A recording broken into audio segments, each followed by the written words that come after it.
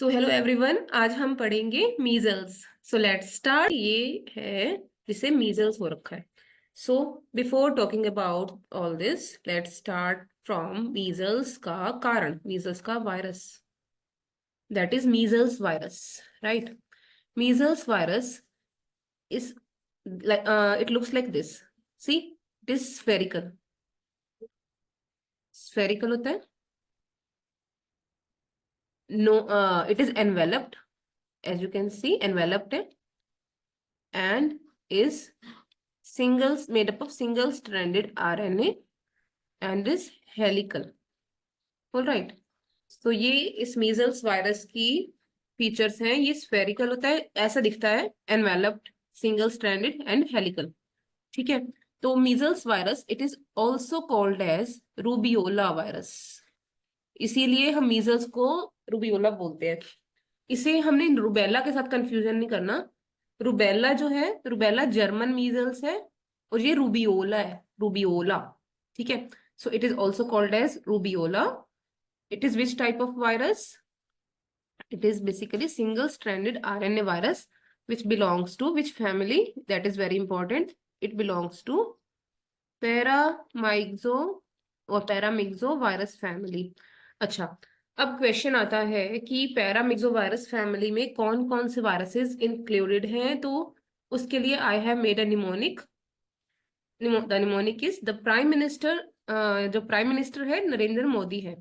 तो P4 it is para influenza virus. Para से para ये भी याद कर लो, paramyxo virus and para influenza virus. ठीक है। M4 हमारा measles virus. N stands for Nipah virus, जो एक बार केरला में आया था, Nipah virus.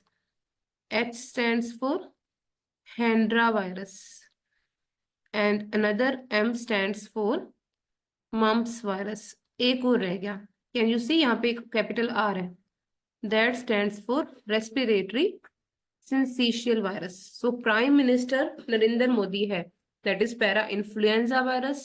M for measles, N for Nipah virus, R for RSV, that is respiratory syncytial virus, M for mumps, and H for Hendra virus. Okay, so next, measles है क्या? measles is basically a type of exanthem fever. exanthem fever माने at your level fever with rash। जिस भी fever के साथ में rash होता है, that is called as exanthem virus, exanthem fever। ठीक है। इसका दूसरा नाम मैंने तुम्हें बता ही दिया है, that is called as rubeola, rubeola. ठीक है। अच्छा, एक चीज और, ये जो मैंने आपको बताया था वायरस के बारे में, मीजल्स वायरस के बारे में, it is a type of morbilli virus. इसीलिए इसके रैशेस को भी हम कहते हैं मोरबिली फॉर्म रैशेस, ऐसे याद कर सकते हो आप। मोरबिली वायरस है ये। ठीक है, ये point I forgot. Okay, so coming on to measles. ठीक है, मीजल्स मोस्टली कौन से एज ग्रुप में होता है? प्री स्कूल चिल्ड्रन में। ठीक है, प्री स्कूल एज में, यानी कि 6 साल से पहले के बच्चे, आप कह सकते हो 3 से 6 साल तक के बच्चों में मोस्टली होता है, लेकिन ये हो किसी को भी सकता है। हाँ, ये चीज है कि फर्स्ट ईयर ऑफ लाइफ यानी कि इन्फेंट एज में, specially till 9 months of as,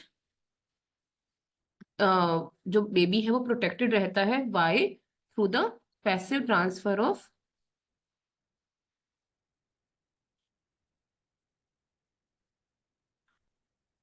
immunity through the mother.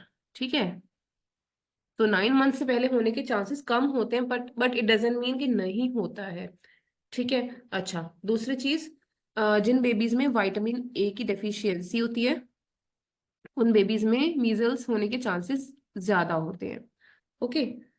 अच्छा, उसके बाद आता है कि ये कौन से सीजन में ज्यादा कॉमन है। It is more common in winter and spring season.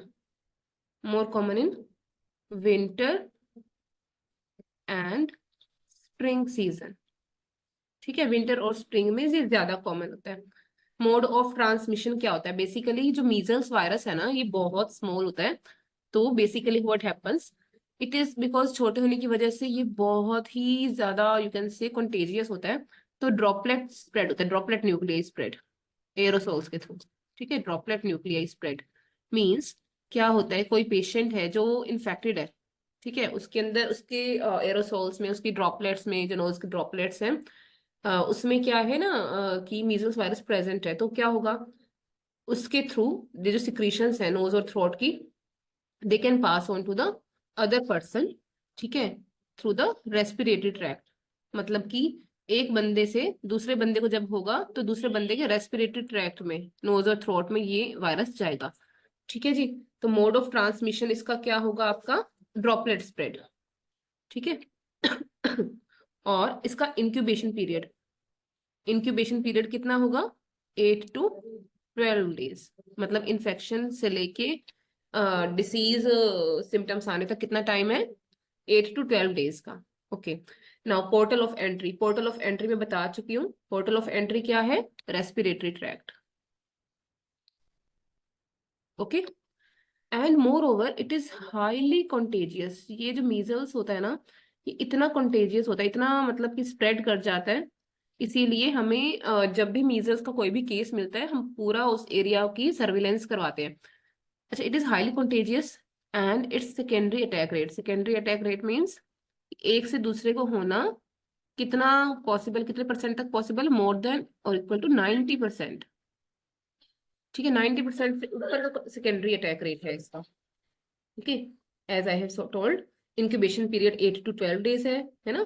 Period of communicability, अच्छा इसका क्या मतलब है, पीरियड ऑफ कम्युनिकेबिलिटी या इन्फेक्टिविटी का मीन्स कि सपोज मुझे मीजल्स है, मुझे मीजल्स एक दिन स्टार्ट हुआ, तो मेरे से दूसरे पर्सन को वो कितने, मतलब कि किस टाइम के बीच में मैं बहुत ज्यादा उस पेशेंट को वायरसेस दे सकती हूँ, मतलब इन्फेक्शियस कितने हद तक नहीं, ठीक है।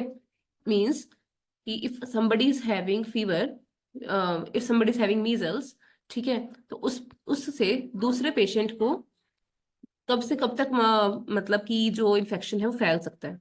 तो it is basically 4 days before the onset of rash, means अगर मान लो मेरे को रैशेस हो गए हैं मीजल्स के, तो मेरे को जिस दिन रैशेस हुए हैं ना, उससे 4 दिन पहले से लेके, ठीक है, 4 दिन पहले से लेके अगले 5 दिन तक, नेक्स्ट 5 डेज आफ्टर ऑनसेट, मेरे को जिस दिन रैशेस हुए उसके 4 दिन पहले से लेके उसके अगले 5 दिन तक the main period of communicability और इन्फेक्टिविटी इज देयर, ठीक है जी। Okay, and very important is that कि किसी भी पेशेंट को अगर नेचुरल इन्फेक्शन होता है, मीजल्स होता है, तो it generally confers life long immunity, उसको उसके प्रति, मीजल्स के वायरस के प्रति लाइफ लॉन्ग इम्यूनिटी रहती है, ओके। एंड यस, इसका रिजर्वोयर क्या है, human being, the sole reservoir, the only reservoir is human being, human being is the case in this case, मतलब जिसको हुआ है वही केस होता है ना, तो जिसको हुआ है वही इन्फेक्शन फैला सकता है, there is no carrier, there is no sub clinical infection in case of measles. So ये जो सारे पॉइंट्स हैं, they are very important, you must know, all right, just a second.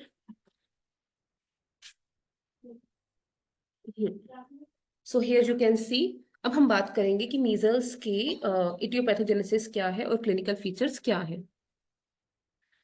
उससे पहले हम बात करेंगे कि हम कब कहते हैं कि ये एक क्लिनिकल केस है मीजल्स का, ठीक है।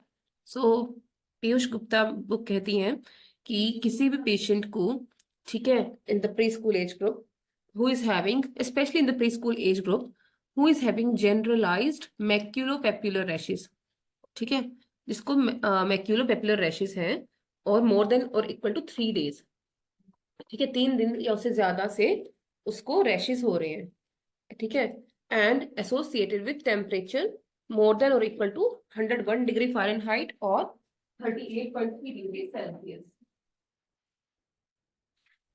ठीक है। And lastly there should be presence of 3 C's, cough, coryza माने running nose, and conjunctivitis.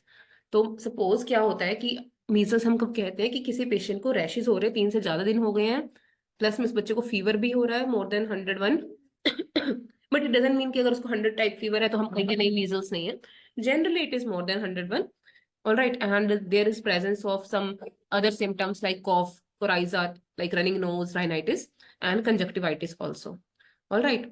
So now we will talk about etiopathogenesis of measles. Etiopathogenesis माने etiology means cause, pathogenesis means इसकी सारी प्रोसेस क्या है इन्फेक्शन फैलने की, infection होने के अंदर मीन्स किसी पेशेंट को इन्फेक्शन हुआ तो वो जो इन्फेक्शन है, वो जो कीटाणु है, जर्म है, वो डिसीज किस तरह से कॉज करेगा, किस तरह से स्प्रेड करेगा बॉडी के अंदर, that is called as pathogenesis. So what happens, as I have already told, that measles का जो वायरस है, ठीक है, वो एरोसोल्स में होता है इन्फेक्टेड पर्सन के, ठीक है, ड्रॉपलेट न्यूक्लियाई में, एंड उसके थ्रू वो दूसरे पेशेंट के रेस्पिरेटरी ट्रैक्ट में एंटर करता है और उसको इन्फेक्ट करता है. ठीक है, उसके अंदर जाके जो पेशेंट का, नेक्स्ट पेशेंट का जो ट्रेकिया है और ब्रोंकाई है, मतलब नेक्स्ट पर्सन का, उसके अंदर वो मल्टीप्लाई कर जाता है ब्रोंकियल एपिथेलियल और ट्रेकियल एपिथेलियल सेल्स में. And this stage is called as primary viremia stage, क्योंकि यहाँ पे ये मल्टीप्लीकेशन स्टार्ट हो गई है. It happens on day 2 to 3. ठीक है. After that, what happens? When it multiplies in tracheal and bronchial epithelial cells, it starts infecting the local lymphatic tissues. तो इसकी वजह से generalized lymphadenopathy भी हो सकती है, regional lymph nodes जो है, because वहां पे ये जो वायरस है ये amplify कर रहा है, multiply कर रहा है, फैल रहा है. ठीक है. And from there, after going to the regional lymph nodes, it starts disseminating, it starts spreading to the other organs. At this stage, it is called as secondary viremia, because यहाँ पे it will start disseminating to the multiple organs and will cause systemic symptoms. ठीक है. It happens on day 5 to 7 of life. This not 5 of life, sorry, day 5 to 7 of infection. Okay, so I hope it is clear. Now we will talk about its clinical features. So clinical features में first of all comes the prodromal phase. See, measles का आपको भी पता है, measles is famous for its rash.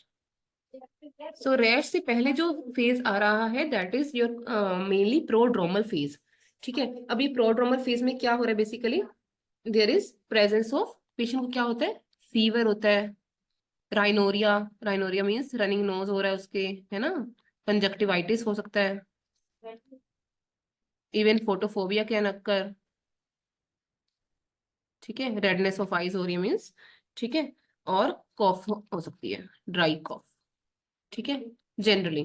After that comes the next phase, that is enanthematous phase. Enanthematous phase.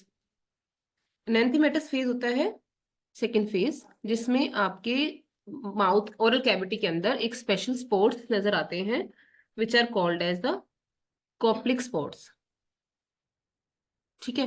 Koplik spots के बारे में हम डिटेल में बात करेंगे, लेकिन उससे पहले मैं बता दूं, if there is MCQ type exam and उसमें इनएंथीमेटस फेज की ऑप्शन नहीं है, then only you will answer prodromal phase. But if there is an option of enanthematous phase, you will answer enanthematous phase as answer. कि Koplik spots appear in which phase of measles? That is the second phase, that is enanthematous phase. But yes, if there it is not in the option, then you will say it is prodromal phase.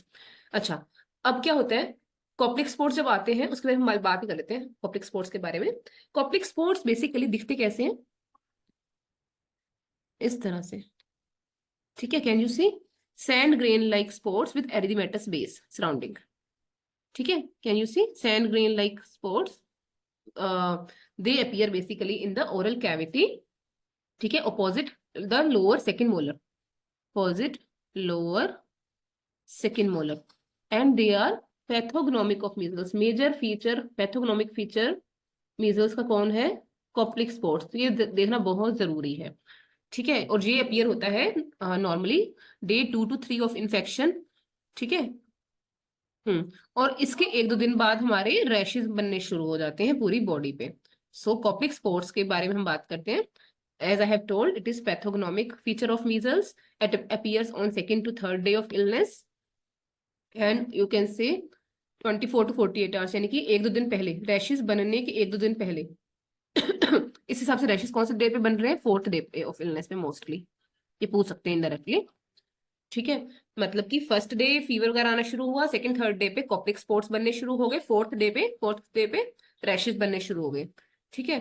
अब जब rashes बनते हैं ना second third day of illness पे, तो Koplik spots उसके 1-2 दिन बाद दे स्टार्ट फेड होना शुरू हो जाते हैं, स्लफ होना शुरू हो जाते हैं, और उसकी जगह पे लाइक उसकी जगह इन प्लेस ऑफ दैट वहां पे फेस और नेक पे, मतलब ये तो ओरल कैविटी में थे, कोप्लिक स्पॉट्स मुंह के अंदर से खत्म होते हैं और फेस और नेक पे और धीरे धीरे सारी बॉडी पे रैशेज आने शुरू हो जाते हैं।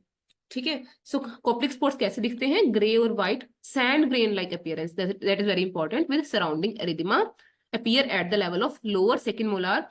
अगर लोअर सेकंड मोलार ऑप्शन में नहीं है then you will answer premolars के लेवल पे। ठीक है जी, ओके।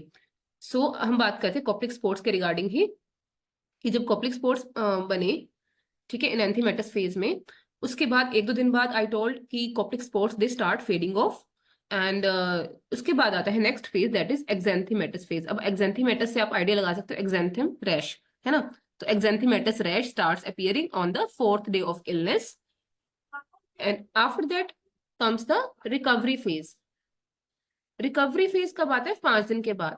ठीक है, जब रैशेस आने शुरू होते हैं, 4th डे पे आया, उसके बाद वो करीब 5 डेज रहता है, उसके बाद क्या होता है, रिकवरी फेज स्टार्ट हो जाता है, और धीरे धीरे ये जो रैश है ना, इट स्टार्ट्स डिसअपियरिंग, मतलब ये जैसे शुरू होता है उसी फेज में डिसअपियर होना स्टार्ट हो जाता है। रैश के बारे में अभी हम डिटेल में बात करेंगे। It starts disappearing in the same sequence in which it had appeared. ठीक है, और जब ये खत्म हो जाता है तो वहां पे डिस्क्रिमिनेटेड एरियाज आ जाते हैं, and it spares the palm and soles. So now we will talk in detail of rashes of measles, ताकि और clear हो जाए ये चीज। So I have told that it appears on day 4 of illness, that is the exanthematous phase, and these are how it look like: maculopapular, morbilliform and erythematous. So basically what happens कि जब ये rashes आते हैं ना, तो starting में they are maculopapular pinpoint, and gradually with the increase in severity they become confluent, they start coalescing together, they become confluent. तो जितनी सीवियर, ये बहुत इंपॉर्टेंट पॉइंट है, severity of measles infection illness is directly proportional to the extent of confluence. जितने ज्यादा rashes ये confluent होंगे उतना ज्यादा मीजल्स अंदर फैला हुआ है। एंड यस, ये बहुत इंपॉर्टेंट है, it is retro auricular. Measles के रैशेज कहाँ पे बनने शुरू होते हैं? कान के पीछे से, इस एरिया से बनने स्टार्ट होते हैं, फेस और नेक के इस एरिया से, रेट्रो ऑरिकुलर एरिया से। From there they start spreading to the face and neck near the hairline, then they go to trunk, ठीक है, and then they go to the extremities, that is very important। इसका progress कैसे होता है? Retro auricular, face and neck, then trunk, then extremities, and sorry, and similar way में it will start disappearing also when it will recover। ठीक है, तो मैंने बताया कि 5 दिन के लिए रहते हैं, वो रैशेज अपीयर होने के फर्स्ट एक दो दिन तो पेशेंट बहुत ज्यादा इल होता है, तो ऐसा नहीं है कि रैशेज अपीयर और फीवर सबसाइड कर गया, वो पॉइंट बहुत जरूरी है। जब रैशेज अपीयर होंगे तो फीवर सबसाइड नहीं हुआ होता है, फीवर आ रहा होता है और काफी ज्यादा होता है उस समय। ठीक है, इसको हम डिफरेंशियल डायग्नोसिस में पढ़ेंगे फ्रॉम सम अदर डिसीज। ठीक है, यू मस्ट नो कि जब रैशेज अपीयर होते हैं, फीवर तब सबसाइड नहीं किया होता, तब तक बड़ा ही होता है, बढ़ रहा होता है आफ्टर दैट बल्कि। ठीक है, एक दो दिन तो बहुत बढ़ता है, उसके बाद इट स्टार्ट्स रिकवरिंग, तो इसको हम कहते हैं नेक्स्ट फेज को, 5 दिन के बाद के फेज को रिकवरी फेज। ठीक है, और इस दौरान किसी पेशेंट को सपोज किसी पेशेंट की इम्यूनिटी काफी लो है, specially cell mediated immunity, then this virus causes progressive and fatal giant cell pneumonia. ये बहुत इंपॉर्टेंट है, ये measles can cause giant cell pneumonia which is also called as Hecht's pneumonia. ये paper में पूछ लेते हैं, हेक्ट्स निमोनिया कौन कॉज कर सकता है? Measles virus, right? All right. So basically हाँ, इसी रैशेस की अगर हम कैरेक्टरिस्टिक की बात करें, तो इनिशियली ये जो रैशेस होते हैं ना, they blanch when we give pressure on that, just like dengue rashes, but later they begins to start coalescing or confluent and they become non-blanching। all right, and as I have told, because I had told that amplify कर रहे थे regional lymph nodes में, तो there can be generalized lymphadenopathy, there can be hepatomegaly as well, and there can be appendicitis। और एक चीज याद रखना आप लोग कि ये जो रैशेस है इनकी फीचर बहुत इंपॉर्टेंट है। Can you see? ear is involved, face is involved, neck is involved, so this is a characteristic feature for measles rash। Okay, so next step is complications of measles। So first of all, इसमें सबसे important चीज जो ध्यान देने वाली है उसमें है कि इन्फ्लेमेशन कॉज करेगा measles हर चीज की। तो आइटिस होंगे जहाँ पे, जैसे कोलाइटिस, हेपेटाइटिस, पेनक्रिएटाइटिस, उस चीज का, that is a very big clue. Okay, complications में तो बेसिकली ये मल्टीपल ऑर्गन्स को इन्वॉल्व करता है, तो इसीलिए what happens that respiratory complications क्या होंगी इसके अंदर, ओटाइटिस मीडिया सबसे पहले, which is the most common complication overall. अगर क्वेश्चन है मोस्ट कॉमन कॉम्प्लिकेशन ओवरऑल कौन सी है, या वेस्टर्न कंट्रीज में मोस्ट कॉमन कॉम्प्लिकेशन कौन सी है, that is your otitis media. इसके अलावा साइनोसाइटिस, लेरिंजाइटिस, ट्रेकियाइटिस, लेरिंगोट्रेकियोब्रोंकाइटिस एंड ब्रोंकोनिमोनिया। अब ये ध्यान देने वाली बात है, अगर आए question most common complication is in India of measles, ठीक है, most common complication of measles in India, then answer will be bronchopneumonia. अच्छा, अदर देन दैट जीआईटी में क्या कॉम्प्लिकेशंस होंगी, स्टोमेटाइटिस, ठीक है, मिजेंट्रिक एडेनाइटिस, अपेंडिसाइटिस, हेपेटाइटिस, पेनक्रिएटाइटिस, इलियोकोलाइटिस, जिसकी वजह से ये पेशेंट्स समटाइम्स परसिस्टेंट डायरिया के साथ भी आते हैं, ठीक है। And next is CNS complications, this is acute post infectious measles encephalitis, APME. इसका क्या मेन वो है पॉइंट कि this is the most common clinically apparent CNS complication of measles, ठीक है। अच्छा, उसके बाद आता है SSPE, sub acute sclerosing panencephalitis, this is the least common complication of measles, sorry. Other than that, encephalitis can happen, transverse myelitis, keratitis होगा तो corneal ulcer के भी chances हैं, hematological में disseminated intravascular coagulation, CVS में myocarditis, pericarditis, इसके अलावा cellulitis, myositis, glomerulonephritis, itis, ठीक है जी। So these are the complications of measles. Next is the differential diagnosis, which is very, very important. So we have to differentiate it from the other exanthem fevers like rubella. ठीक है, first of all rubella जो होता है German measles, इसका क्या feature होता है, इसमें डिस्क्रीट रैशेस होते हैं फर्स्ट ऑफ ऑल, और दूसरा जो सिम्टम्स होते हैं ना वो माइल्ड होते हैं एज कंपेयर टू मीजल्स के। अच्छा, other than that there is meningococcaemia, इसमें तो पेशेंट की लुक ही काफी ज्यादा टॉक्सिक होती है। ओके, ड्रग रिएक्शन में there will be typical history of any drug intake, ठीक है।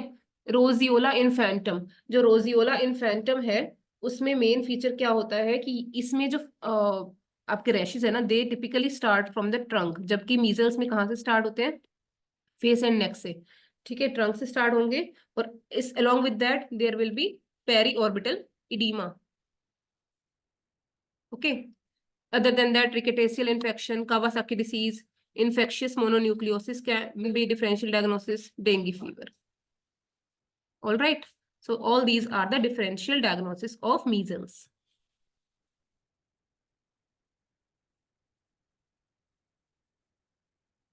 ठीक है, rickettsial and Kawasaki are other differential diagnosis. So major points to remember is that ये हम डिटेल में बाद में करेंगे भी सही, कि दो टाइप ऑफ जाइंट सेल्स जो हमने पैथोलॉजी में पहले पढ़ा हुआ है कि Warthin Finkeldey giant cells are present and epithelial giant cells are present. And ये पॉइंट भी मैंने बता दिया था कि giant cell pneumonia can be caused हेप्स pneumonia. Okay, and modified measles क्या होता है, modified measles is basically a term, मतलब किस बच्चे में मान लो पार्शियल इम्यूनिटी मिली हुई है उसको, तो उसमें क्या होगा, अगर मीजल्स होगा भी सही तो it will be milder as compare to the non immunised unimmunised patient, and patient will have shorter duration, इसको हम कहते हैं मॉडिफाइड मीजल्स, ठीक है जी। अच्छा, after that comes the haemorrhagic measles, haemorrhagic measles is a very severe form in which there will be generalized bleeding, altered sensorium, convulsions, coma, and there is high mortality. So ये जो दोनों terms हैं इनके बारे में you should know. So here is a summary basically of measles. The question is most common clinically apparent CNS complication. This is APME, acute post-infectious measles encephalitis. ठीक है, acute post-infectious measles encephalitis. Measles is also called as rubeola, right. Causative agent कौन है भाई, measles virus which is a paramyxovirus. Incubation period क्या है, 8 to 12 days, right. Source of infection कौन है, case. Reservoir कौन है, human being. Mode of transmission क्या है, ड्रॉपलेट न्यूक्लियर स्प्रेड। ठीक है जी. Period of communicability 4 days before to 7 days after. ठीक है. ओके. टाइप ऑफ रैश क्या है? Maculopapular rash. अच्छा, पीरियड ऑफ आइसोलेशन क्या है? 7 days. 7 days you can say illness. ठीक है. और other than that, secondary attack, what is the pathognomic feature? Pathognomic feature is Koplik spots. Secondary attack rate is more than 90%. And yes, most common complication अगर हम overall बात करें, that is your otitis media. Okay. And one second, sorry. So yes, period of isolation I was telling, till 7 days after onset of rash. ठीक है. After onset of rash. ठीक है जी. Okay. Most common complication अगर हम बात करें, that is otitis media. Okay. And उसके बाद हो गया रेयरेस्ट कॉम्प्लिकेशन कौन सी होगी? SSPE, सब एक्यूट स्क्लेरोजिंग पैन एंसेफेलाइटिस. ठीक है. और most common cause of mortality क्या है?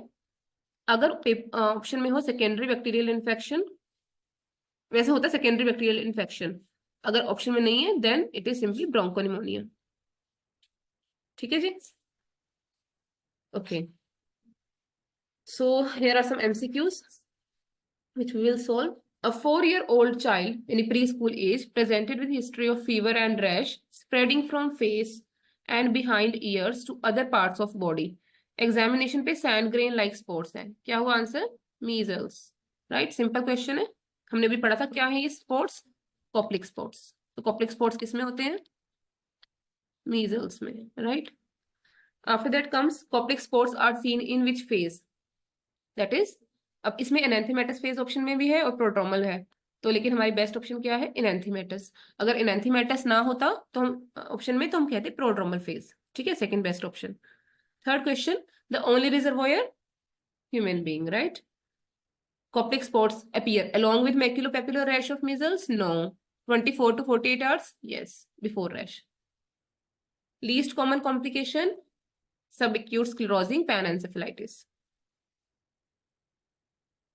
All of the following are paramyxovirus. Nipah virus हमने पढ़ा था ना, प्राइम मिनिस्टर नरेंद्र मोदी है, तो इन्फ्लुएंजा वायरस नहीं है answer.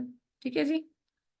All of the following virus, all of the following not viruses, sorry, all of the following are true about measles except it is not infectious in prodromal phase. Secondary attack rate is more than 90%. Yes, it's a true है. Only one serotype causes measles infection. Yes. This point I forgot. There is only one serotype of measles virus which can cause measles infection, right? And infection confers lifelong immunity. Yes. So it can be infectious in prodromal phase, as I have told. कि period of infectivity 4 days before to 5 days after onset of rash हो सकती है. Hex pneumonia caused by, हमने पढ़ा था, measles virus, the giant cell pneumonia. Then all of the following complications are due to measles except meningitis हो सकता है, pancreatitis, सारे itis पकड़ लो, itis होते हैं ना सारे. Cataract is not the answer. Cataract is not the complication, कभी देखी नहीं गई. So answer is cataract. ठीक है. Okay. All of the following are false about measles except, just a minute, I think. All of the following are false about measles except false. इनमें से सारों में false, सारे false है. True कौन सा है? Fever stops after onset of rash? No, बढ़ जाता है. It is not diagnosed when coryza and rhinitis is absent. जरूरी नहीं है, हो सकता है ना हो coryza rhinitis, क्या बड़ी बात है. Fever हो सकता है, simply हो. Rashes appear first on face and neck? Yes. Not infective before the rashes appear? No. So answer is option number C. So I hope it is clear till now. So in the next video we will study about the measles vaccine, measles यानी कि immunization prevention होगी, and measles treatment. So thank you very much. I hope it is clear.